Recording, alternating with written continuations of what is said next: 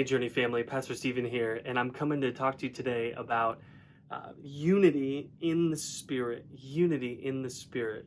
One of the things you've heard me say over and over is out of Psalm 133, which talks about how good and pleasant it is when brothers dwell in unity. That when we dwell in unity, at the end of the psalm, it says, the Lord promises life forevermore. That there is a connection between unity and blessing. That God wants to pour out more grace and blessing as the people in his family of God, the kingdom of God, pursue unity together. And here in Romans 16, we see Paul say this. Verse 17 of chapter 16 says, I appeal to you therefore, brothers, to watch out for those who cause divisions and create obstacles contrary to the doctrine you've been taught. Avoid them. Such persons do not serve our Lord Jesus Christ, but their own appetites, and by smooth talk and flattery they deceive the hearts of the naive. For your obedience is known to all, so they rejoice over you. But I want you to be wise to what is good and innocent to what is evil. And here, Paul's encouraging us, don't give in to the people who want to cause division, not only in the church, but also in your family, in your city, in this country. We want to pursue unity. Because with this unity, the Lord commands a blessing. And unity does not mean uniformity. It doesn't mean that we all like the same music. It doesn't mean that we all like the same food. That unity is actually unity in diversity.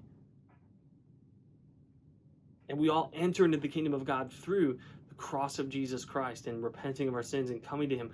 But in heaven, it will be every tribe, tongue, and nation. And we're not looking for a church that's all one color, that's all one language. We're looking for a church that looks like the kingdom of God, which is every tribe, tongue, and nation. And so pursue unity in the Spirit and avoid divisions.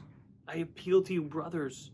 I appeal to you, the family, to watch out for those who cause divisions and create obstacles. We don't want to put obstacles in people's way. So I want to encourage you and challenge you today.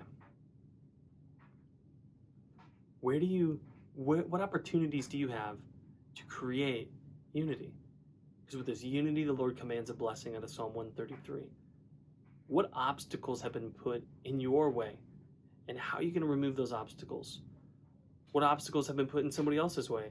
What can you do to help remove those obstacles from their growth in grace? The Spirit of God, the same power that raised Christ Jesus from the dead, dwells in us as believers in Jesus. And he's given us the power to tear down strongholds out of 1 Corinthians. Every lofty opinion that raises itself up against the knowledge of God. Tear down strongholds. Build bridges to unity. I believe, church, that today you're going to have opportunity to experience the blessing of God as you avoid division, as you remove obstacles and pursue unity in the Spirit. I love you, church. You are greater in the eyes of the Lord than you are on your own. Have a great day.